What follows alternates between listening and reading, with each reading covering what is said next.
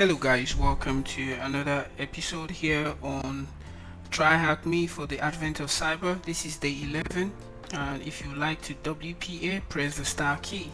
It's all about Wi-Fi attacks. Okay, so the much awaited SOC mass of Waveview time is just days away. Glitch, the unsung hero, is closing all the doors to Mayor's malicious intentions one by one. However, there is still much more to do. So Mike Skiddy took a thoughtful breath. Mayor can still find his way in. Glitch smiles confidently. I think I know the last technique he relies on to get into the networks. And then Max Kitty stands up from her chair with a surge of excitement. Let me guess, it's a notorious way to get into a network, a Wi-Fi attack. Glitch nods decisively. Exactly. Let's be one step ahead of the mayor. Alright, so the learning objectives for this room is just to understand what Wi-Fi is, explore the importance for it in an organization, and learn the different Wi-Fi attacks, as well as learn about the WPA and WPA2 cracking attack. Okay, so we're going to start our machine while our machine is starting, and the attack box as well. Let's start the attack box here. Okay, so while the attack box is starting, we can quickly just go through some of the terminologies here. First, what is the Wi-Fi? Okay, basically, if you're watching this, you should have encountered Wi-Fi before. It's a way we get through to the internet, right? Now, to connect to Wi-Fi, we turn it on from our devices and list all the available Wi-Fi. Some usually have password and some don't. So we connect to it. The ones that have password is what we call PSK. It's called the pre-shared key. So once you successfully connect to a network via Wi-Fi, you'll be assigned an IP address inside that network. So it makes you feel like you're connected to a particular family, or you belong to a particular network, right? So if you're not connected, you're not part of it. Now, why is this Wi-Fi important in organizations? So most organizations rely on the internet for their business functioning. So using wired connection for all the employees to connect to is actually much cost, and it's not flexible. So the Wi-Fi is much easier. That way the devices inside the network can communicate with each other and request or respond to any request. Okay, now organizations tend to recruit trustworthy and professional employees to avoid any misuse of their privileges inside the network. Okay, however, a malicious actor from outside the organization could still see the broadcasted the Wi-Fi SSID of the organization's network when they turn their Wi-Fi on, and this may not seem to be a problem as the attacker does not know the password, but the attacker can actually have some other plans as well. This is where we now bring about attackers Wi-Fi attacks. Now we have one we call the evil twin attack. In these scenarios, the attacker will create a Wi-Fi that is very similar to the Wi-Fi access point, the original one, and then they will try to, de-authentication packets, try to pull that user connected to the legit Wi-Fi, try to disconnect them from it. Now this will make the user to face some disconnections from their actual network, and with frustration the user would want to connect again to the actual network, but this time around they might just connect to the fake one because it has the similar name, and doing that the attacker would have access to them. They also have the rogue access point, quite similar to it. They also have the WPS attack. You can read more on it, but very important to these attacks is the WPA, WPA2 cracking option. Alright, this option, as mentioned before, begins with listening to the Wi-Fi traffic to capture what we call the four-way handshake between a device and the access point. Now, whenever there is a connection between a device and the Wi-Fi, there occurs what we call a four handshake. That four handshake is more or less, the first thing is the router sending you the challenge, which is the access point. It sends a challenge to the client asking it to prove it knows the network password without directly sharing it. Now the client will respond, which is the second handshake. It will respond with the PSK, which is usually maybe like the encrypted password. And the third one is the router will see the client response, match and confirm it's correct, and then the router will now send another confirmation back to the client, and the client will send the last verification to the router's response, which completes the secure connection. And the vulnerability in these cases lies in the fact that an attacker can capture this four-way handshake if they are listening when a device connects. With the handshake data, they can use it to perform what we call a brute force attack or dictionary attack to get the key, which is the password, and with that they can get into the network.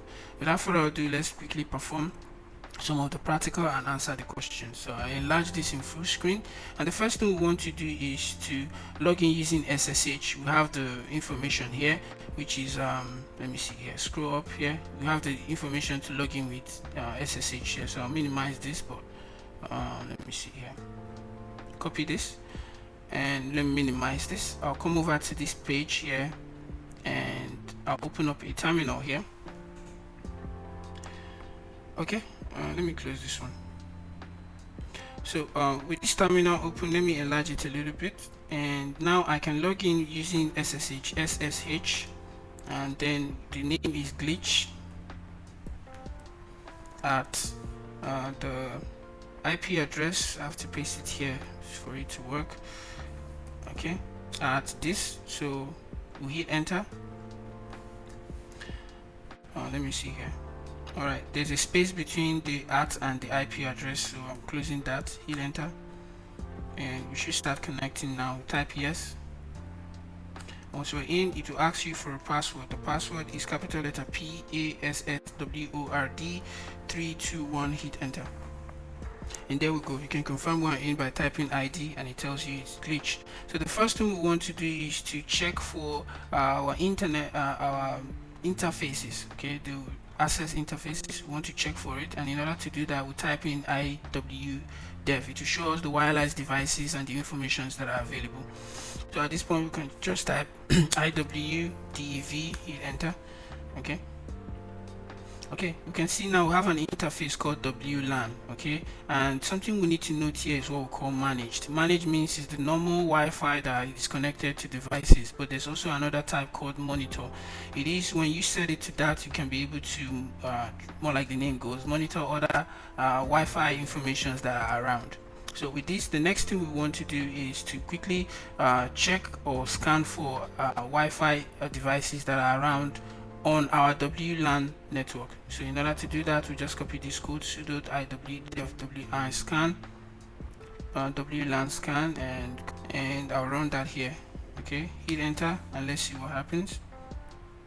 All right, now with this we can be able to see alright, starting here we can see the SSID, which says malware MAP, which shows this is actually an access point, and there's an RSN here which shows the version. What RSN means is that it's using an encryption base, which is the PSK, which surely shows us this might be a WPA2 connected Wi-Fi to see. Alright, and if you scroll to the upside here, we can actually see the PSSID here, which is the 0200 and so on.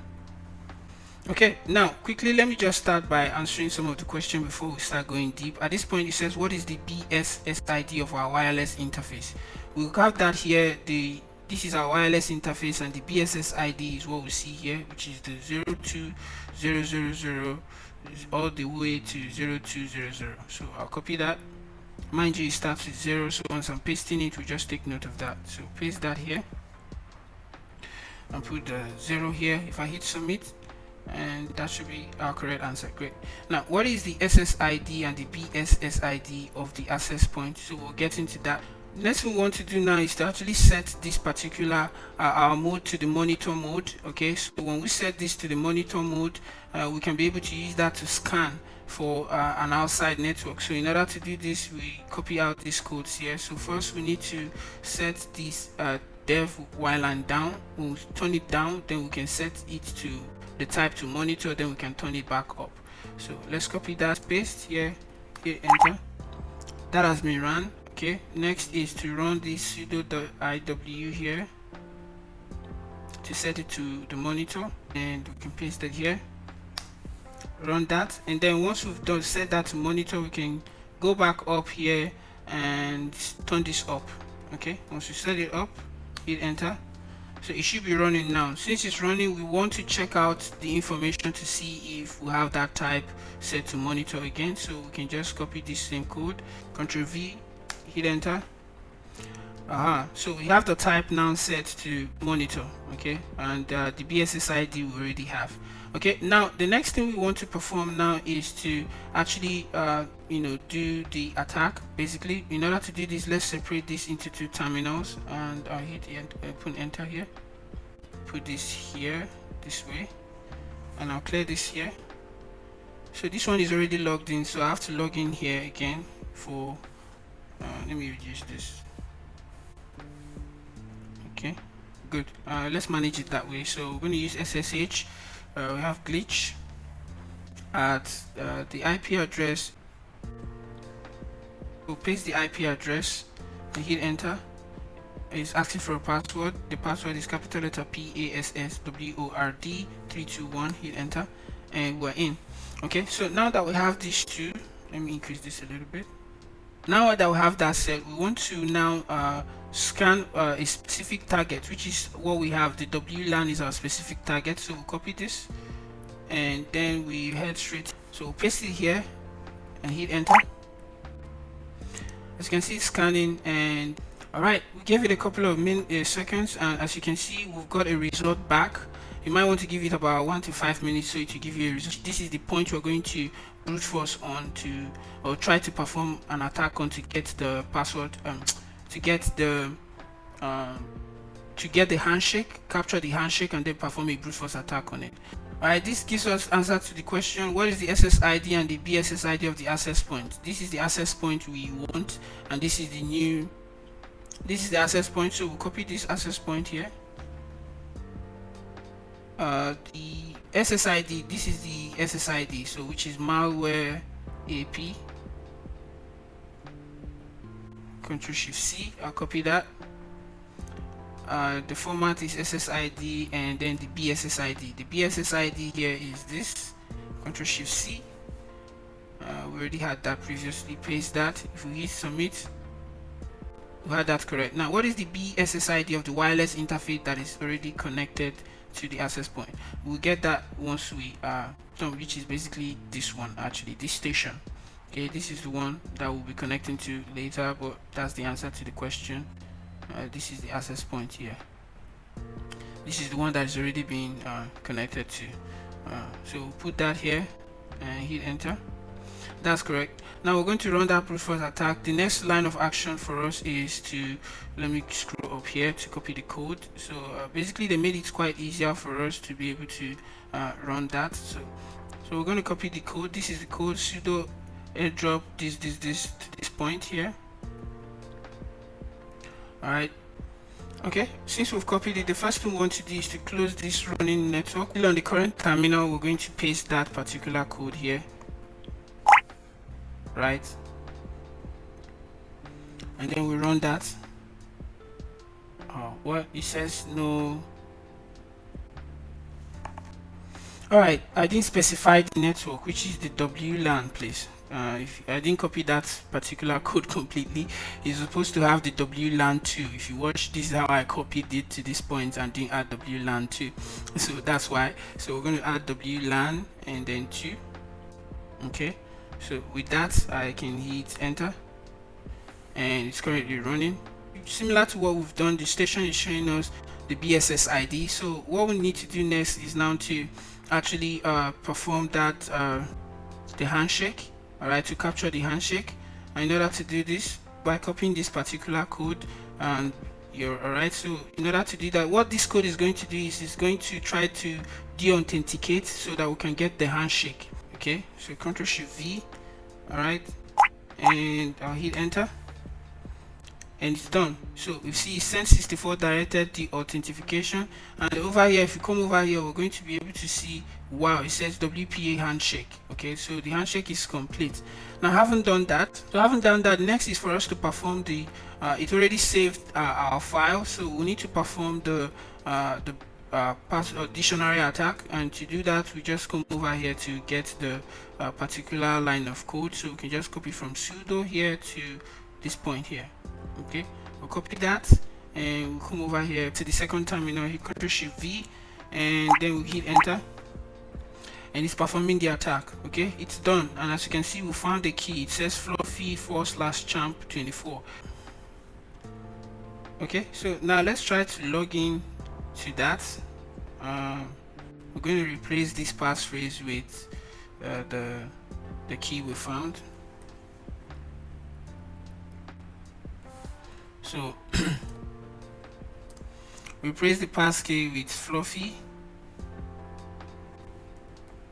okay, /champ, capital champ, and that's 24. We'll copy that to configure it. We set it to configure. Ctrl+Shift+V. Okay, so this is it. We paste this with the WPA passphrase. This is the name, SSID, and this is the passcode. We send it to configure. Hit enter. Once we've done that, then we'll paste this last line of code. It's called supplicant, which is more like you're trying to log into this particular place. So Ctrl+Shift+V. Then hit enter. Alright, as you can see, it says successfully initiated WPA supplicant. Okay, so you can ignore this R field, cannot connect, you can ignore this. Alright, but it says successfully initiated. Then we can actually now test. We can now check our IWDEF to actually show we're connected to the network. Okay, in order to do that, I'll just type in IWDEF, hit enter. And as you can see, we are connected to the network, right? You can see the additional interface right there. Okay, all right, so that's that for today. Basically, we answered all the questions. If you enjoyed the task, you feel free to check out the networking model. All right, we'll complete that, and that brings us to the end of today's task. Okay, thank you guys for studying with me. Thank you guys for learning. I'll see you guys in another challenge. Ciao.